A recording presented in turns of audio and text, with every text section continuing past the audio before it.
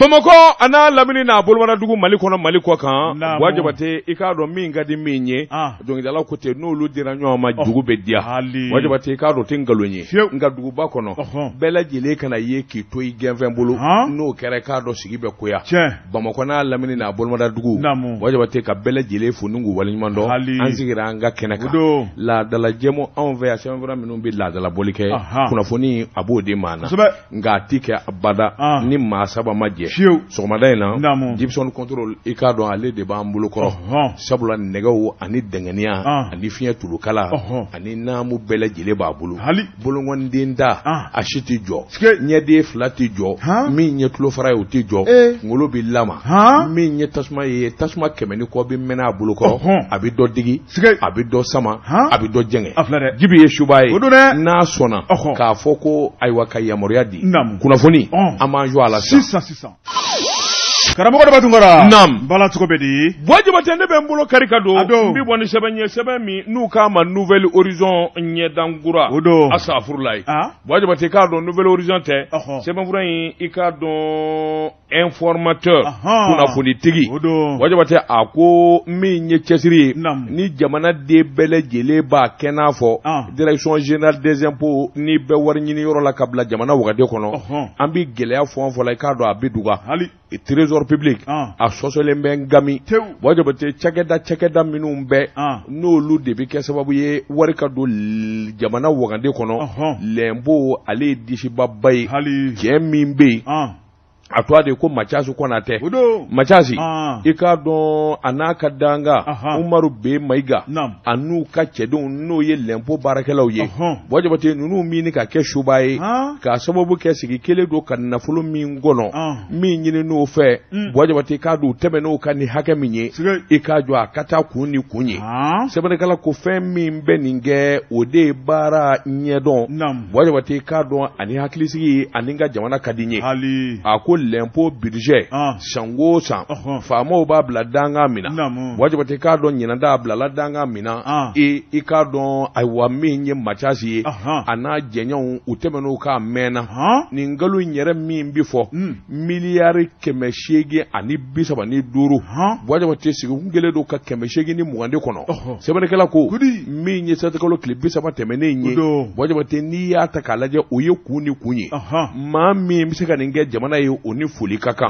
a ko décembre kalo tile 31 nata saa bi yɛlɛma wajibate a bɛrɛta min ye gɛlɛyaw de dara ɲɔgɔn kan maa kun di sigi n'a ye abada ni wari kun ma nin sɔrɔ maa tɛ jigin la ka sababu kɛ min ye covid ye jamana i k'a dɔn gɛlɛya min b'a kɔnɔ wajibate ka taa se gɛlɛya minnu dara farafin jamana fɛ ka ɲɛsin Mali ma maa si kun se ka da la abada k'a fɔ nin ɲɔgɔn na nafolo i k'a dɔn l'impôt baarakɛlaw bɛ se k'a kɛ Macasi Konatɛ Dankɔrɔba ka wuli ka jɔ ani suya de bi ɲɔgɔn na n'o tɛ nin tɛ gansan ye nka n'i b'i ka ko ɲɛdɔn n'a ka di ye wajibate i bi dabali kura tigɛ kuma bɛɛ a ko wuli ka jɔnw ni jateminɛw nana jira wajibate k'a dɔn u nana bolofara sigi min yɛrɛ bɛ taa kanini kɛ awa juru o juru bɛ a ka se ka sara u k'o bolofara de ma RAR wajibate k'a dɔn olu kɔni y'u seko damajira bɛɛ lajɛlen kɛ hadamadenya sira la wajibate k'a dɔn min kɔni bɛ se k'a to juru ani bɛ kaana gɛlɛn minnu di wari sara wari ninnu ka se ka don awa jamana wagande kɔnɔ a ko n'i y'a ta k'a lajɛ min ye direction générale des impôts ye wajibate k'a dɔn san 2022 minisiri kun ye min ɲini k'u tanu wajibate k'a dɔn san 2023 i k'a dɔn tɛmɛ kɛr'o kan ni min ye o de hakɛ ka bon fo k'a fɔ k'a to ten miliyari 1,000 miliyari 666 a n'a buruburu kunkanfɛ wajibate i b'a ye k'a fɔ min kɔni ye tila ye fo ka tɛmɛ o kan k'u ni kun o sɔrɔla ka ban Macasi Konatɛ subadu nin kun ye sɛbɛn ye an ye min bɔ informateur kɔnɔ kunnafonitigi Zeniti Bale sɛbɛnnikɛla ye Bouakari M Dabo Bouakari Dabo karamɔgɔ daba tungara a ko min ye dunkojuga banbagaciya an ka jamana in kɔnɔ faso nafolo dunbaw min ye jamana kuntigi n'o ye colonel Asimi Goyita ye karamɔgɔ daba tungara ko sigi kɛmɛ ka makɔnɔ baara min ŋaniyalen b'a ko in kɔnɔna la sɛbɛnnikɛla ko a ko n'i y'a lajɛ min ye jamana ye k'a furan k'a jɛ karamɔgɔ daba tungara o ye maliden bɛɛ lajɛlen fɛla ko an bɛ don min na ko bi a ko min ye transition daminɛna dossier kumaba minnu tun bɛ n'o ye coronavirus ko dossier karamɔgɔ daba tuma maa minnu ye coronavirus wari ka kumaniya jamanadenw ma ni ka tila ka tɛmɛ n'u yɛrɛ ye sɛbɛnnikɛla ko a ko n'i y'a lajɛ min ye angɛrɛ ko ye karamɔgɔ daba tuma jamana kelen ka nafolo bɔ ka don angɛrɛ la walima min ye angɛrɛ ka subventionné k'a di jamanadenw ma a ko jamanadenw sago ma sɔrɔ abada karamɔgɔ daba tuma hali bi dɔw sigilen bɛ jigi wari yɛrɛ kɔnɔna la u t'a dɔn u bɛna min kɛ bilen samiya kɔnɔna la sɛbɛnnikɛla ko a ko fana ma bɔ n'i ye dossier kumaba wɛrɛ lajɛ o ye jamana pankuru ka taa bila min ye kɛlɛkɛcɛw ka minɛnw sanu ye karamɔgɔ daba tuma dibidibi min fana b'o kɔnɔna na a ko Sumailu Bube Mayiga ala ma hinɛ karamɔgɔ daba tuma ale yɛrɛ welela o ko in kɔnɔna la sɛbɛnnikɛla ko ale kɔni ye diɲɛ to sɛbɛnnikɛla ko a ko yarabi a ko n'i y'a lajɛ min ye saya bɔra ko min na karamɔgɔ daba tuma b'a ye k'a fɔ o ti ko ni cini ye o tɛna se ka bila ten min kɔni o ko in ye fo k'o dɔn k'o dɔnna kari a ko maa minnu welela k'u ɲininka karamɔgɔ daba tuma b'a ye k'a fɔ o ye worobilancila ye ni dun y'a ko in lajɛ maa minnu kan ka wele o jaga ma wele fɔlɔ karamɔgɔ daba tuma hali bi mun ni mun de bɛ nin ko in na sɛbɛnnikɛla ko a ko an ka taa sesi min na i b'a ye k'a fɔ coronavirus ko la nafolo caman ye majɛ kɛ min ye yen ɲɛmaakɔrɔ ye n'o ye Bacili ye sɛbɛnnikɛla ko o bɛ bolo la an bɛ waati min na ko bi a ko n'i y'a lajɛ maa wɔɔrɔ fana welela ni k'u ɲininka u da la kana nka sigikɛn bɛ ka minisiri dɔw makɔnɔ karamɔgɔ daba tuma olu bɛ jamana sariya sanfɛ wa mun de bɛ walasa olu ka se ka wele sɛbɛnnikɛla ko a ko n'i y'a lajɛ kolonɛli Asimi Goyita kana bɔ jamanadenw jigi kɔrɔ sɛbɛnnikɛla ko a ko fana ma bɔ yen min ye sɔrɔsiw ka minɛnsan ko ye i b'a ye k'a fɔ jamana ka miliyari kasabi caman de tilal'u ni ɲɔgɔn cɛ maa minnu y'o kɛ karamɔgɔ daba tuma k'u to minisiriya la hali b'u bɛ jamana in kɔnɔ u ma wele fɔlɔ mun na sɛbɛnnikɛla ko ni dun y'a lajɛ i b'a ye k'a fɔ jamanadenw jigi bɛ Asimi kan karamɔgɔ daba tuma n'i y'o fana lajɛ angɛrɛ ko fana bɛna jɔ o kɛrɛla la a ko min ye angɛrɛ ye ka subventionné ka di sɛnɛkɛlaw ma sɛnɛkɛlaw hali k'u ɲɛda kelen kan o ma kɛ sɛbɛnnikɛla ko karamɔgɔ daba tuma ni jamana dun jɛra ka nafolo kɔ min ye angɛrɛ bɛ se ka di sɛnɛkɛlaw ma cogo min na a ko Mali ye sɛnɛkɛ jamana ye kɔngɔ ma ɲi ka Mali minɛ dun ka fa de kan ka sabati jamana kɔnɔ nka ka taa ye k'a fɔ bisi basa mun b'o fana kɔnɔna la a ko mun ni mun de bɛ yen sɛbɛnnikɛla ko a ko n'a dun ma k'a fɔ ko su bɛ ka kɔn an na karamɔgɔ daba tuma Mali degun tɛ fɔ ka ban min ye dungojugukɛlaw ye u bɛ jamana in kɔnɔ karamɔgɔ daba tuma k'a daminɛ ɲɛmaaw la ka taa bila minisiri kɔrɔw la a ko mun na kolonɛli Asimi Goyita nin dossier in a bɛ tiriwari kɔnɔ hali bi a ti bɔ k'a kongo karamɔgɔ daba tuma ni ka banmuru ta ka da u kan na a ko n'i ye pôle économique et financier maaw lajɛ u b'u seko n'u damayira la a ko bureau de vérificateur général karamɔgɔ daba tuma olu fana b'u seko n'u damayira la a ko n'olu tilala baara la karamɔgɔ daba tuma ni ka baara k'a nu dɔn ka ban fo jamana ɲɛmaaw ka yamaruya di a ko dossier caman bɛ yen yamaruya tɛ ka di dɛ munna yamaruya tɛ ka di karamɔgɔ daba tuma jamanakuntigi de sen dan bɛ dossier kan wa walima min ye poli maaw yɛrɛ de tɛ fɛ k'u wele wa a ko a kamanagan bɛ jamanadenw na n'o tɛ ni weleli kɛra kasobon bɛ fa sisan siga t'o la kunnafoni filɛ nin ye an ye min bɔ Zeniti balen kɔnɔ u ka bi bɔli don wajibi tɛ ne bɛ n bolo kari ka don min kɔni sɛbɛn ye sɛbɛn min n'u k'a ma Nouvelle Horizon kɔrɔtɔ bɛ na ni sarajugu cɛ ye n'o tɛ ko in bara ka bɔ a bɔda fɛ dɔɔni wajibi tɛ a k'i k'a dɔn min ye minɛni ye jango jamanakuntigi kɔrɔ ka avion sanni ko ka taa se min ye marifaw ani sɔrɔsiw ka minɛn min zana i bɛ ka tile la wajibi tɛ a ko bi senna koyi ɲinɛ kɛnda kɔ sabula sɔmin gele don minnu na n'olu de ye disibaw ye n'olu bɛ ko in kɔnɔ wajibi tɛ k'a dɔn a maa kelen tɛ min kɔni ma wɛlɛ min ma wele minnu kɔni tɛgɛmadaw ka olu bolilen don ka jamana bila hali bi n'a ka bi madame Buhari Fili Sisɔkɔ ale de tun bɛ nafolo kunna wajibi tɛ k'a dɔn ale bɛ kaso la Fili Buhari ka kungo dɔ de bɛ fara a ka don o don wajibi tɛ kiiri kɛbaliya ka taa se i k'a dɔn a ka surunindɔnbaw kun y'a ɲini waati la k'a ka bila fiɲɛbɔ daga d'a ma yanni kiiri cɛ wajibi tɛ min fɔra i k'a dɔn olu bɛɛ lajɛlen jɛlen don kɔsa in na min ye Mahamadu Timbo ye ale de ye kiiritigɛlakuntigi ye Cour suprême na wajibi tɛ k'a dɔn u ye kunnafoni minnu di o b'a jira k'a fɔ Fili kɔni i k'a dɔn ani Sota kɔni i k'a dɔn o ye jɛgɛjala ni baji ye ka sababu kɛ wajibi tɛ i b'a ye k'a fɔ kuma caman de fɔra sariya yɛrɛ ye min fɔ sarakisɛw dadalen don ɲɔgɔn kan ka min jate bɔ Timbo daser'o ma n'i y'o maanaw ta k'a lajɛ wajibi tɛ i b'a ye k'a fɔ ayiwa gɛlɛyaba de bɛ fili ka so t'a la sɛbɛnnikɛla ko san saba kɔni n'o kɔni ma dafa k'a fɔ fili kɔni a n'a a ka so kɔnɔna ye a bɛ sɔn ka gɛlɛya a ko minisiri minnu bolila cakɛda minnu bɛ ni sɔmin kelen don k'a fɔ olu de farala ayiwa Mali faamaw kan ka jamanakuntigi kɔrɔ ka avion ka ŋanamu ɔ i y'a dɔn Ala ma hinɛna Sumɛlɛ Bube Mayiga i k'a dɔn ale yɛrɛ tun bɛ bolo la ɔ min kɔni ye Ala nana se ale ma k'a minɛnen to kaso la o k'i bɔ a la i b'a ye k'a fɔ wulikajɔw nana boloda Mamadu Kamara o fana minɛnen kun don bon Jabate Mamadu Kamara i k'a dɔn ale kɔni garila 500,000 min n'o fɔra a k'o don ani kaso cɛ yanni kiiri don cɛ ɔ min kɔni ye fili ye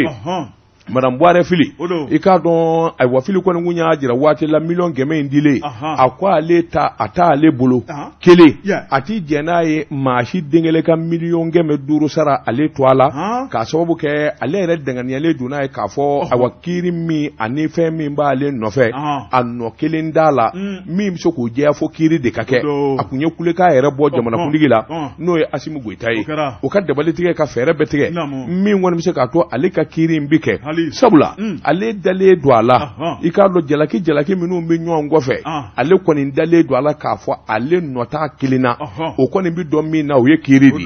sɛbɛnnikɛla ko a ko Tinbo ye min fɔ sariya bolo kan ni maa minɛna ka t'i datugu kasobonba la bon Jabate k'a dɔn sariyatigiw yamaruya bɛɛ lajɛlen b'u bolo sariya ye min fɔ a y'o de fɔ i k'a dɔn ayiwa ko fila don u bɛ se k'a fɔ i ka wari dɔ sara min bɛ kɛ sababu ye i ka t'i lafiya bɔ bon Jabate o ye garanti kɔrɔ de la ni nin sara la a ti tunu o k'i bɔ a la bon Jabate k'a dɔn n'i ye san saba kɔni kɛ ka sɔrɔ kiiri ma kɛ i ni bilali ka kan fɔlɔ yanni kiiri ka kɛ walima ni ko kura nana don a la walima ko wɛrɛ nana dɔn bon Jabate i bɛ se ka wele a ko nin ko damadɔ minnu kɔni welen filɛ bon Jabate nin bɛɛ lajɛlen bɛ taa ayiwa fili jalaki a ma sɔn 500,000 sarali ma a minɛna san saba ma dafa fɔlɔ ɔ bon Jabate sigi kelen don ka min kɔnɔ maa minnu bɛ faamuyali kɛ bɛɛ lajɛlen ko fili kɔni Madame Boire fili Sisɔgɔ a n'a ka maakɔrɔya bɛɛ san saba kaso datugulen kɔni a n'o kɛ fɔlɔ yanni a ka taa so min b'a to kiiri yɛrɛ bɛ se ka kɛ k'a ɲɛdɔn nin kun ye sɛbɛn ye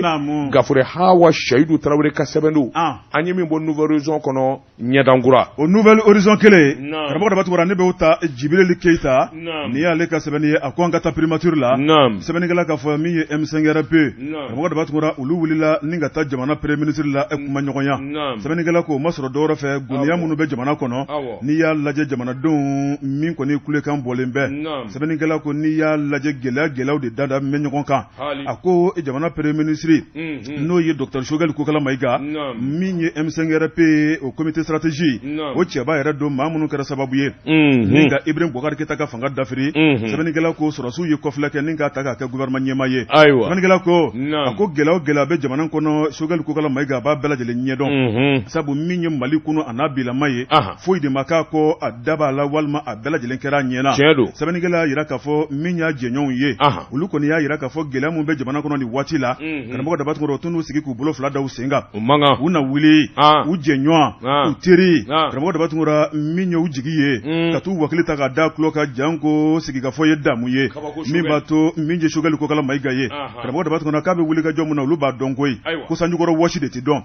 n'o tɛ min ye jamanadenw bɛ kule mun na nin waati la k'olu bɛ kɛ maaw da sabu k'olu ye baara min kɛ kunun karamɔgɔ Dabatugura k'u hakili b'o la kosɛbɛ a ko jamanadenw bɛ kule min na bi o de ye gɛlɛya n'o ye wariko gɛlɛya o de ye baloko gɛlɛya karamɔgɔ Dabatugura o de ye lakanako kuma ye jamanadenw da kɔnɔna la a ko dama de bɛ ɲɔgɔn kan an ka jamanaba in kɔnɔna na sɛbɛnnikɛla ko M5RP ma u y'a yira k'a fɔ nin waati laban in na min ye kurantigɛ ye dɔ faralen b'o kan o kuma mun na kuran bɛ ka kɛ badabada ye a tɛ ka sɔn abada sɛbɛnnikɛla ko min ye premier ministre ye karamɔgɔ Dabatugura fo n'a y'a ban n'o tɛ a bɛ se ko caman na a ko Dr Choguel Kokala Mayiga a kɛlen kɔ k'a jɛɲɔgɔn a teriw bisimila u ye fɛn minnu ta k'a sɛgɛrɛ a ko k'a y'a bɛɛ lajɛlen mɛn b'a fɔ ko kilisi o kuma k'u ka da ale la u ka tigɛ a kan karamɔgɔ Dabatugura o kuma k'ale fana tɛ bin ni ci ye u ye fɛn fɔ ale k'ale b'a ta ko ɲɛmaa de b'ale la n'o ye colonel Asimi Goyita ye u bɛna taa kuma in k'a walawalaw ni ɲɔgɔn cɛ bɛnkan min mana sɔrɔ kɔnɔna la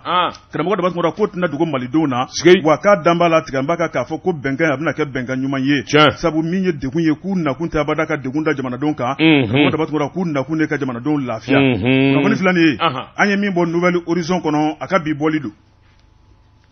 Bojibate ne bɛ n bolo kari ka don n bɛ bɔ ni sɛbɛn ye sɛbɛn min n'u k'a ma info matin sɔgɔmada la kunnafoni min ye Christelle Kɔnɛ nin y'a ka fasiri ye Christelle ko a ko min ye ayiwa premier ministre Choguel Kokala Mayiga dankɔrɔba in i k'a dɔn fa bɛɛ lajɛlen na Mali kɔni kɔnɔ foroba baarakɛla fara kɛnyɛrɛ ye ka bɛɛ lajɛlen b'a magwɛn ka d'a ka tiɲɛjala a n'a bɛ yeta min kɛ ka ɲɛsin jamana ma a bɛ waati bɔ min ye Segu comment taxi i k'a dɔn bolofara dɔ bɛ yen min ye ayiwa baarakɛlaw ka ayiwa ɲinifɛnw ye n'o ye u ka syndicat ye bolofara dɔ bɛ Segu o kɔni ngale k'a dɔn k'a ɲɛ tɛ da ayiwa min ye Segu comment taxi directeur général min bɛ yen k'u ɲɛ tɛ da kan ko sabula o bi baara la san 32 o ta kuma de sera ka bɔ awa i k'a dɔn lafiya la nin comité syndical min n'a bɛ Segu mara la u ye lettre kɛ dɔgɔkun dɛmɛni i k'a dɔn premier ministre k'a ladɔnniya anw ka ayiwa directeur général Isa Sangare min b'anw fɛ yan a san 32 de ye a bi baara la wa fɔ a ka wuli ka bɔ anw kunna n'a ma wuli anw kɔni mɛn o mɛn i k'a dɔn an bɛna ko dɔ kɛ u ye lettre in kɔni sɛbɛn i k'a dɔn i b'a ye k'a fɔ juguya ni ayiwa n di fɛ yɛrɛ de bɛ lettre in kɔnɔ sabula u labanna tuguni directeur général min ye Isa Sangare k'a fɔ de u ye jalaki bi a kan ko sondo u ye jalaki bi a kan ko a ma baara kɛ ka ɲɛ o tɛ dɛ k'a ka wuli de ka bɔ yen sabula a san 32 ani a san 32 de nin ye a bɛ directeur général commerce la a ko ni dun y'a ta k'a lajɛ commerce datugura ka waati jan min kɛ a nana dayɛlɛ kɔsa in na olu kɔni i k'a dɔn min ka di olu ye directeur kɔrɔ in kɔni o de ka wuli ka b'u kunna a ko n'i ye k'o ta k'u lajɛ u t'an bɛ kuma wɛrɛ fɔ sabula u ko directeur a douane dɔ bɛ yen a y'o ta baara la a yɛrɛ denmuso a y'o fana ta k'o bila baara la ka kɔntara d'o ma sɛbɛnnikɛla ko olu ye sɛgɛsɛgɛli kɛ min ye Christelle Kɔnɛ ye Christelle Kɔnɛ ko olu nana ɲininkali kɛ a kuma min filɛ nin ye dugu bila kuma ye wulikajɔw ni jateminɛ k'a fɔ de ye cakɛda e t'an b'i yɛrɛ sɔmɔw ta kɔnɔ olu sɔɔri olu ye ɲininkali kɛ min kɛ a nana dɔ k'a fɔ syndicat in ye min fɔ o ti tiɲɛ ye ninnu bi baara la commerce la kabini Isa Sangare kabini a ma kɛ directeur ye sɛbɛnnikɛla ko i k'a dɔn o kɔrɔfɔw nana ɲɛdɔn min kɛ Choguel kɔni y'a jira k'a fɔ an bɛ don min na ko bi u ka fara cɛ la a ka tɛmɛ n'a baara ye sabula min ye commerce yɛrɛ syndicat bolo min bɛ ayiwa usine yɛrɛ kɔnɔ olu kɔni dɛngɛniyalen don n'a ye k'a fɔ Isa ɲɔgɔnna ayiwa directeur général tɛ a bɛ baara kɛ ka ɲɛ wa kalo o kalo tile 25 u ka sara bɛ d'u ma min ye usine ka wulikajɔ ni cɛsiri directeur général bara ka baara min kɛ a k'i k'a dɔn a dɔnnen don wa a tɛ foyi den kelen kɛ maa si kɔfɛ bɛɛ lajɛlen bɛ bɔ a kalama a ko n'i y'a ye usine in kɔni bara ka sɛbɛkɔrɔ taama bi o kɔni ye wulikajɔ ani saka ayiwa filɛli ko ɲuman min ye Choguel a y'a juru lasa k'a fɔ an bɛ don min na ko bi u ka bagi dilan dɔrɔn kuma caman ba in ni wulikajɔ i k'a dɔn nafa t'a la jamana mɔgɔ b'a den bɛɛ la i k'a dɔn min kɔni ye hakilisigi ye ani basigi ni baarakɛlaw ma da ɲɔgɔn na abada baarakɛlaw i k'a dɔn usine tiɲɛ don jamana b'a nafa sɔrɔ nka baarakɛlaw yɛrɛ de fɔlɔ b'a nafa sɔrɔ u ka kalo sara ni denbaya dahirimɛ bɛ bɔ yen o tuma juguya ni ɲɔgɔn dɔrɔn ni awa ɲɔgɔn garabu nafa t'a la a ko kuma min kɔni ye Isa ye i k'a dɔn n'a taa don sera don min a na bɔ yen nka an bɛ don min na ko bi ale kɔni dalen don a la nin kun ye sɛbɛn ye an ye min bɔ info matin kɔnɔ sɔgɔmada la kunnafoni. Jɛka pub k'a ka feerefɛnw lakodɔn.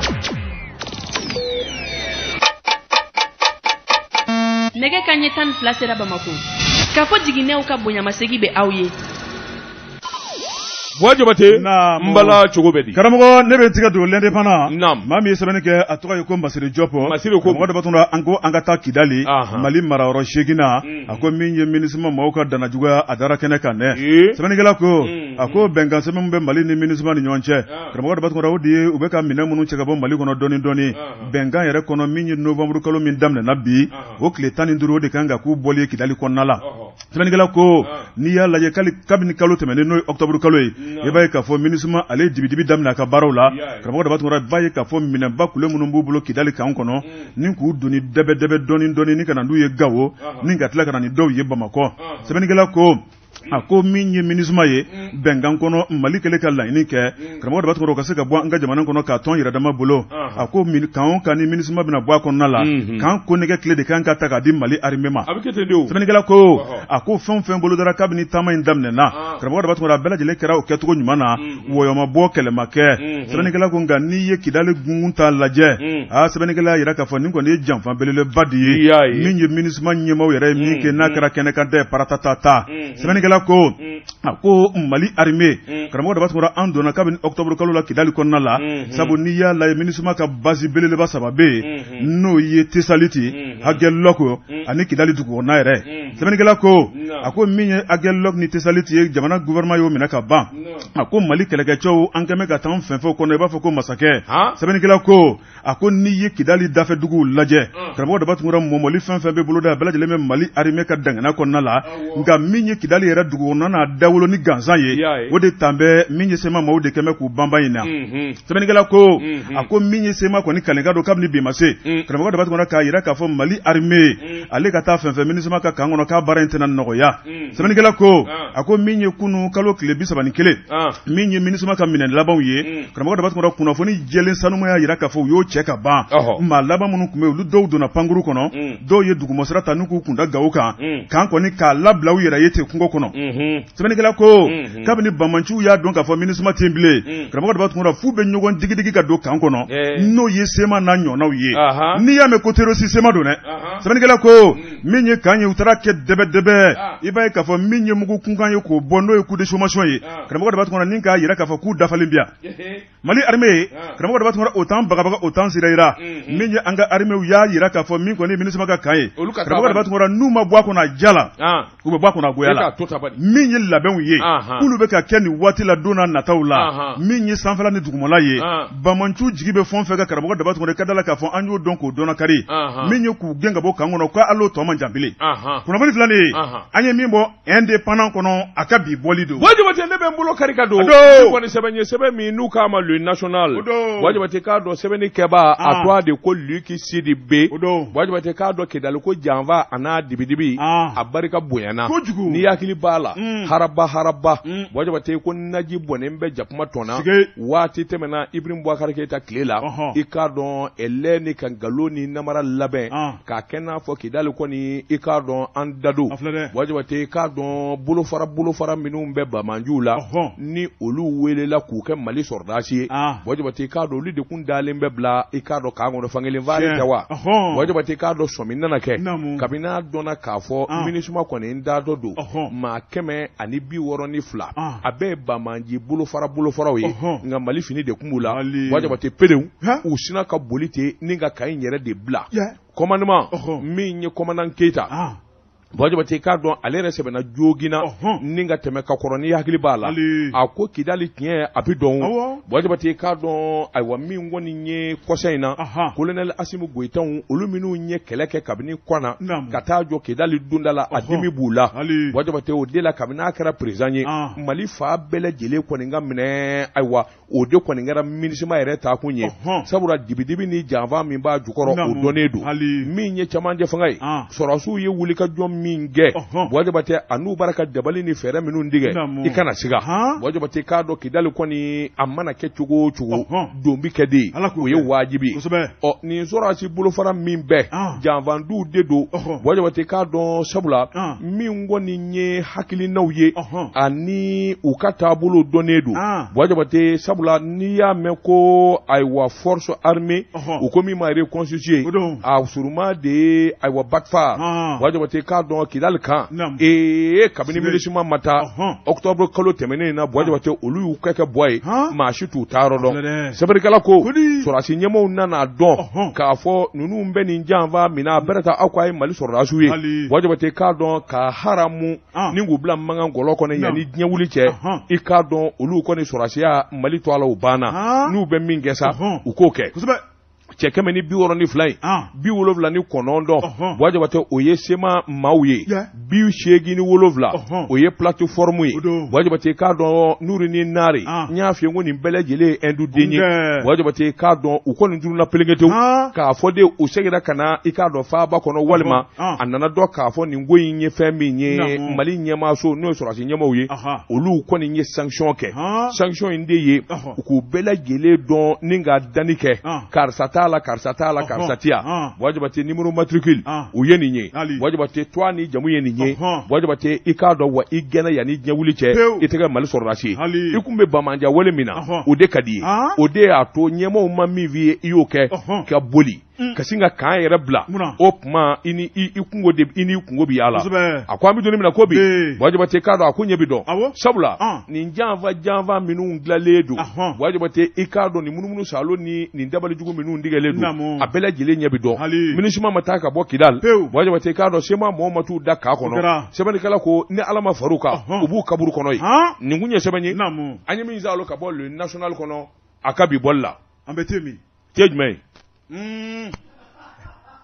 n'o t'e bolo te fila fili bolo ya n'o t'e bolo te zara filɛ te sanso filɛ i bɛ jumɛn min an ta fila sigi ɲɔgɔn fɛ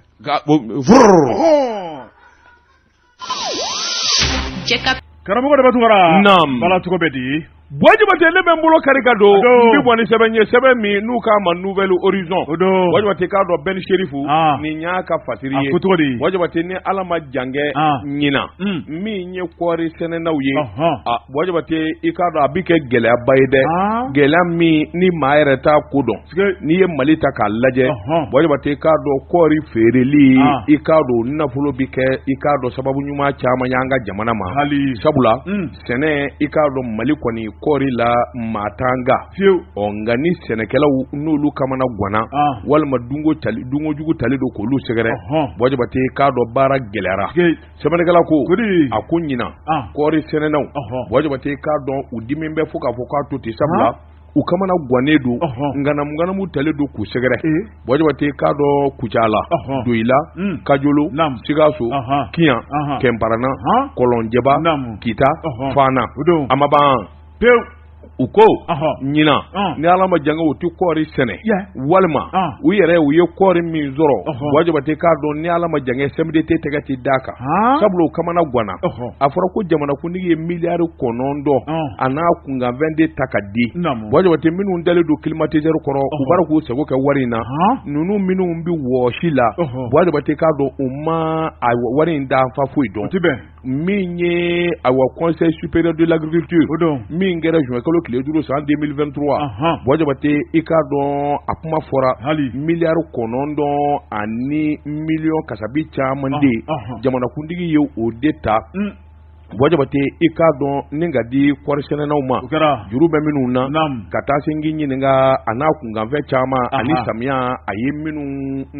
se gɛlɛya ma wajibate wari in kan ka ta ka di olu de ma sɛbɛnnikɛla ko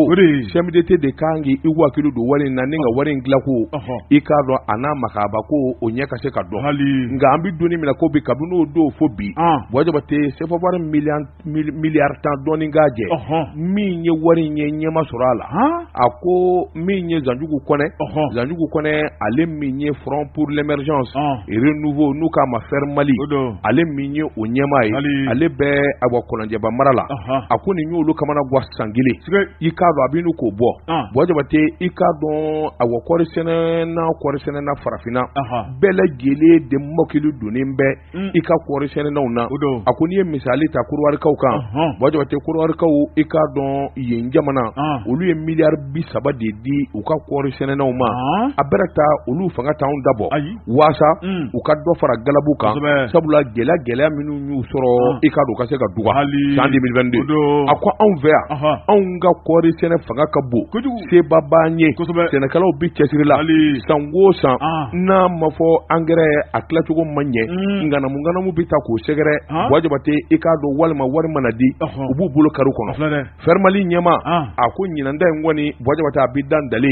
sabula min kɔni ye gɛlɛya ye olu ka kɔɔri a ti da CMDT tɛgɛ ɲina wari ko in f'a ɲɛ de ka fɔ